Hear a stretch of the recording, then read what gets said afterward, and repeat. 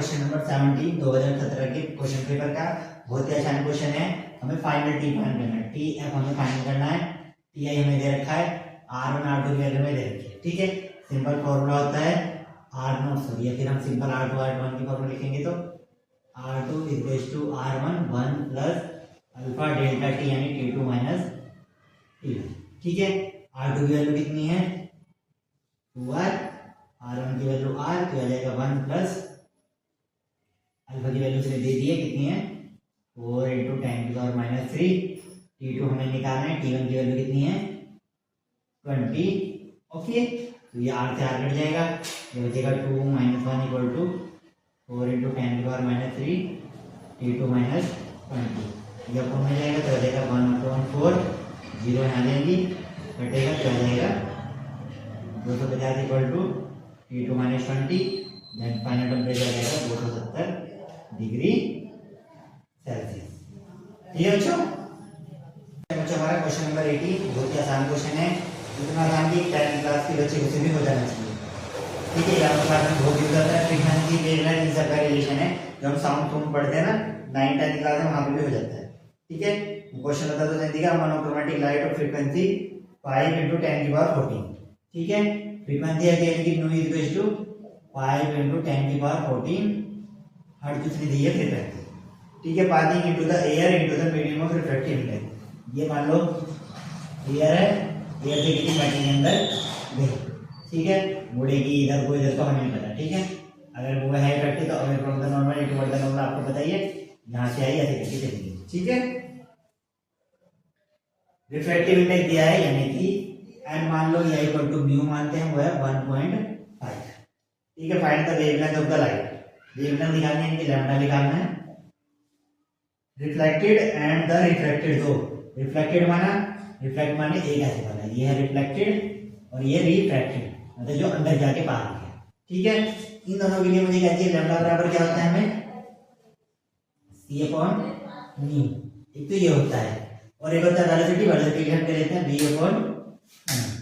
ठीक है, अब देखो हमें क्या करना है, हमें पहले क्या निकालना है v। v इक्वल टू हमारा फॉर्मूला क्या होता है c अपॉन n। c की वैल्यू 3 इंटू 10 की power 8 upon what the value of n 1.5 कटेगा तो आ जाएगा 2 इंटू 10 की पावर 8। ये आ गया v। v का मतलब यहाँ की वेलोसिटी। अब तो ये रिफ्रैक्टिव वाला है तो रिफ्रैक्टिव के लिए निकाल लेते हैं लैम्डा रिफ्रैक्टिव। रिफ्रैक्टिव के लिए क्या जाएगा वेलोसिटी अपॉन म्यू। वेलोसिटी कितनी है 2 इंटू 10 की power 8 what is the value of mu 5 into 10 की पावर 40 में पड़ जाएगी। ये 20 मान लो तो हो जाएगा 20 अपॉन 5 इंटू 10 की पावर 7 माइनस 14 तो आ जाएगा 4 इंटू 10 की पावर माइनस 7। ठीक है, मीटर। नेक्स्ट क्या है लैम्डा रिफ्लेक्टेड और refracted. Refracted L, reflected L ले लो लैम्डा तो आ जाएगा c अपॉन म्यू। c की वैल्यू 3 इंटू 10 की पावर 8 अपॉन में 5 इंटू 10 की पावर 14 तो आ जाएगा